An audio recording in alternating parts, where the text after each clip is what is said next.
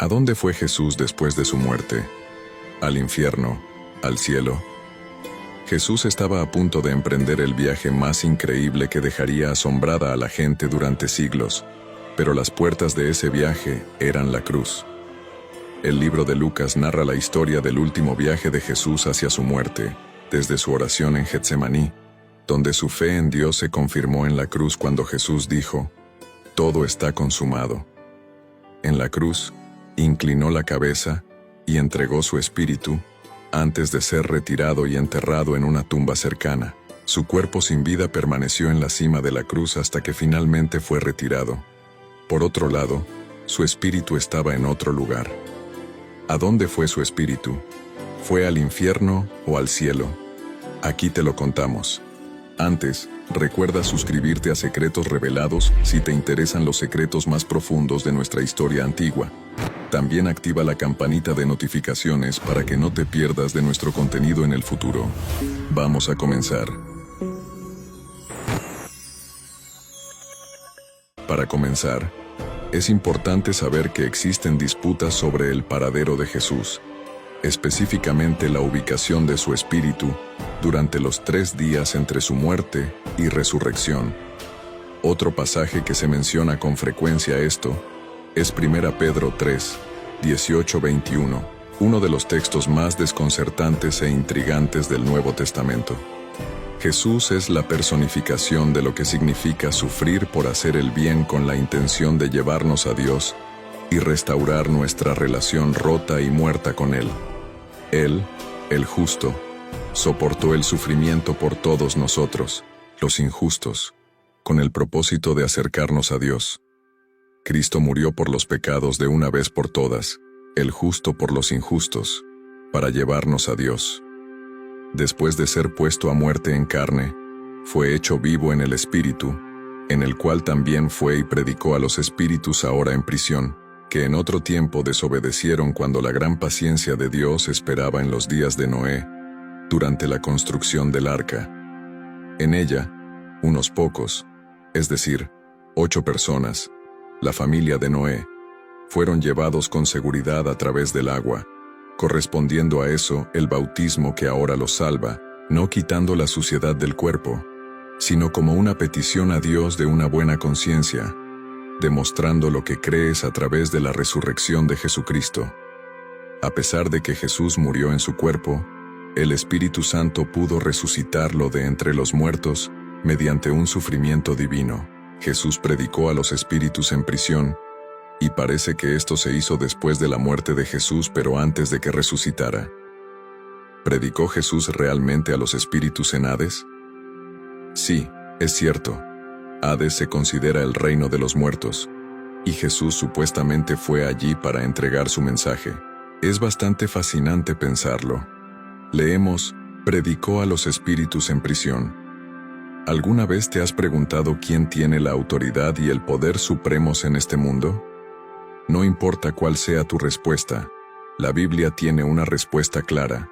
Incluso aquellos que están bajo la tierra, profundos bajo la tierra, deben reconocer a Jesús como su Señor Supremo. Es una afirmación poderosa que nos recuerda el poder supremo y la autoridad que Jesús tiene sobre todas las cosas. Es un pensamiento humilde, pero también nos brinda esperanza y consuelo al saber que tenemos un Señor amoroso y poderoso que está en control de todo. Filipenses 2:10 dice: para que en el nombre de Jesús se doble toda rodilla de los que están en los cielos, en la tierra y debajo de la tierra, y toda lengua confiese que Jesucristo es el Señor, para gloria de Dios Padre. Otra interpretación es la de los espíritus demoníacos. Dentro de este contexto, los espíritus a los que Jesús se dirigió podrían ser seres demoníacos.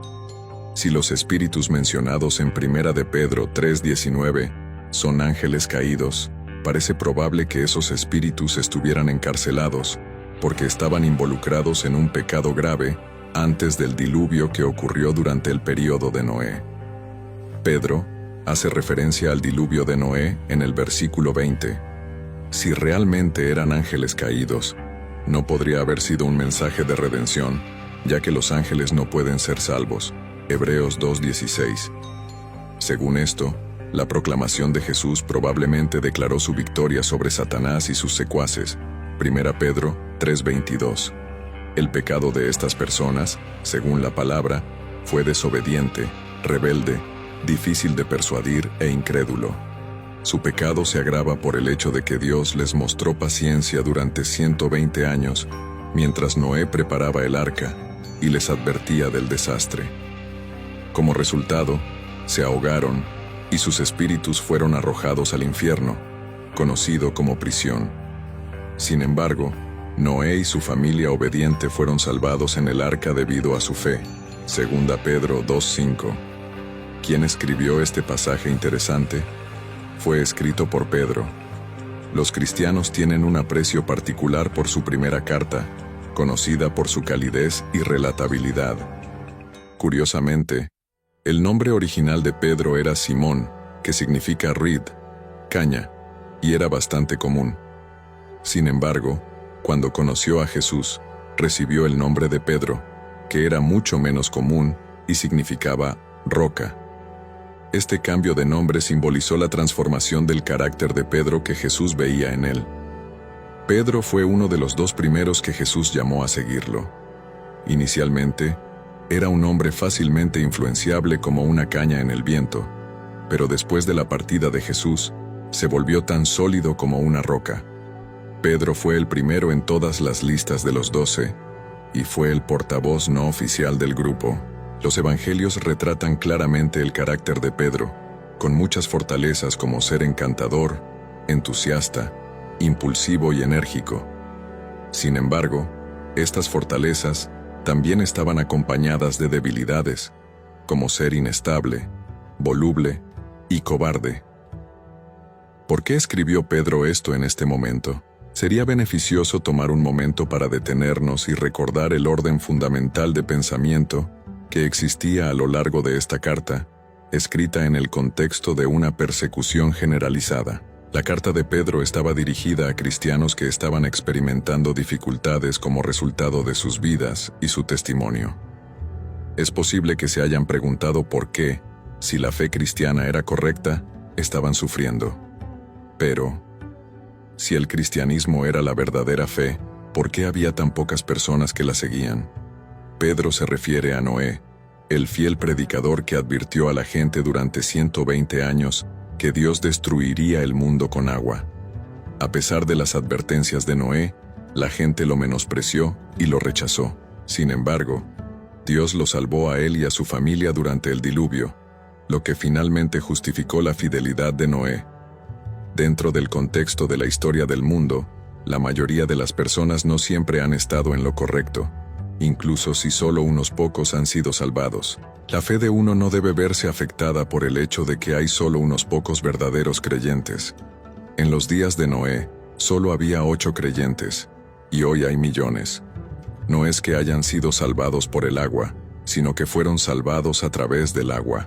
No fue el agua lo que los salvó, sino el juicio que Dios llevó a cabo para ponerlos a salvo. El arca es una representación del Señor Jesucristo, una imagen del juicio de Dios representado por el diluvio de agua. El arca era la única manera de ser salvos. Aquellos que estaban dentro de la estructura fueron los únicos que sobrevivieron al diluvio. Todos los demás que estaban fuera del edificio perecieron. Así que Cristo es la única vía de salvación. Aquellos que están en Cristo están tan salvados como Dios mismo puede hacerlos. Las personas que están fuera están completamente perdidas. El arca sirvió como un refugio seguro para las personas en el proceso de atravesar el agua del juicio. El arca fue sometida a la fuerza total de las tormentas, así como Cristo soportó la furia del juicio de Dios contra nuestros pecados. Para aquellos que están en Él, no hay juicio. Juan 5:24. Había agua por todos lados alrededor del arca, agua que caía encima de ella, y agua debajo de ella. El arca estaba rodeada de agua, pero al mismo tiempo, llevaba a sus creyentes a través del mar hacia un lugar seguro, en una creación renovada. Por lo tanto, las personas que ponen su fe en el Salvador son transportadas de manera segura a través de una escena de muerte y destrucción hacia el lugar de resurrección y una nueva vida. ¿Qué predicó Jesús? No sabemos la razón exacta por la cual Jesús predicó a los espíritus que estaban confinados. Presumiblemente, esto fue una forma de predicar, el acto de proclamar el mensaje de Dios. No se nos dice cuál fue su mensaje ni por qué solo se mencionan aquellos desobedientes en los días de Noé. No se muestra cuál fue la intención o el resultado de la predicación de Cristo. En todos estos asuntos, podemos construir nuestras propias conclusiones, pero no tenemos una regla para nada que se acerque a una enseñanza dogmática. 3 días después, su cuerpo y espíritu se reunieron y resucitó de entre los muertos. Jesús regresa a la tierra en la resurrección. La muerte no pudo retenerlo. La resurrección de Jesucristo es la primera vez en la historia humana que alguien ha resucitado de entre los muertos y nunca más experimentará la muerte. Algunos de los que resucitaron más tarde sucumben a la muerte por segunda vez. La Biblia nos dice que el Espíritu Santo resucitó a Jesús de entre los muertos. Romanos 8:11.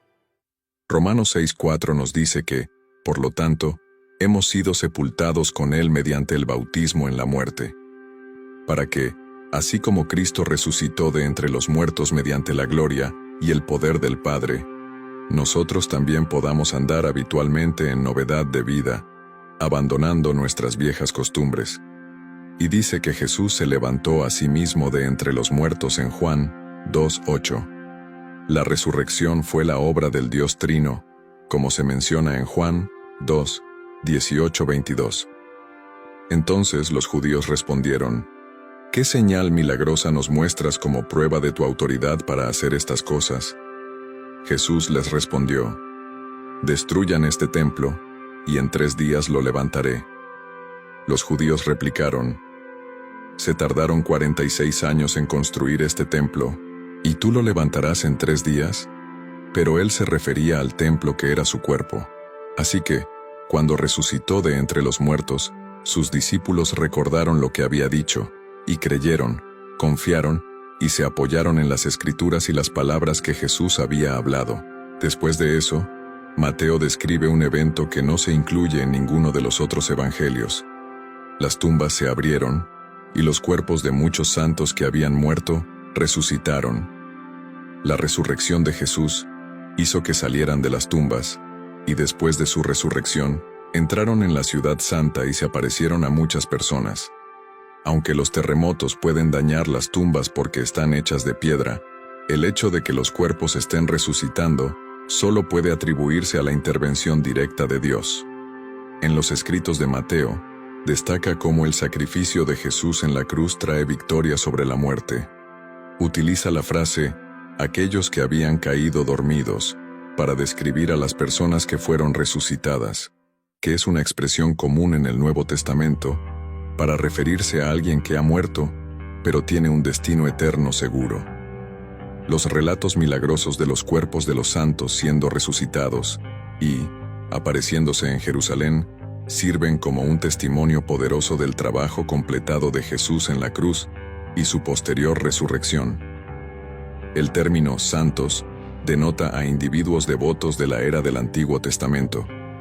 Por ejemplo, podemos establecer un paralelo entre la manera en que Moisés y Elías fueron elegidos para aparecer junto a Jesús en el monte de la Transfiguración. En este caso particular, el texto se refiere a la resurrección de los cuerpos de individuos santos, lo cual demuestra que, a pesar del juicio de Jesús sobre el liderazgo de Israel y su condena en los capítulos 23-24, Israel aún tiene un lugar significativo en los planes de Dios. En los escritos de Ezequiel, se profetizó que el Señor Supremo traería de vuelta a la vida a aquellos que habían fallecido en un valle donde incluso los huesos se habían convertido en polvo. Ezequiel 37, 11-14. Luego me dijo: Hijo de hombre, estos huesos son toda la casa de Israel. Ellos dicen: nuestros huesos están secos, nuestra esperanza se ha perdido, estamos completamente cortados. Por tanto, profetiza. Así dice el Señor Dios: He aquí, Abriré sus sepulcros, y los haré subir de sus sepulcros, pueblo mío, y los traeré a la tierra de Israel. Entonces sabrán que yo soy el Señor, cuando abra sus sepulcros y los haga subir de sus sepulcros, pueblo mío. Pondré mi espíritu en ustedes, y vivirán, y los estableceré en su tierra. Entonces sabrán que yo, el Señor, he hablado y lo he cumplido. Coméntame, ¿qué te pareció este misterio bíblico? ¿Crees que sea cierto? Si te ha gustado este video, regálame un like, comenta qué te ha parecido en la sección de comentarios. Recuerda suscribirte a este canal y compartir este video. Gracias por llegar hasta aquí, nos vemos en un próximo video, y que Dios te bendiga.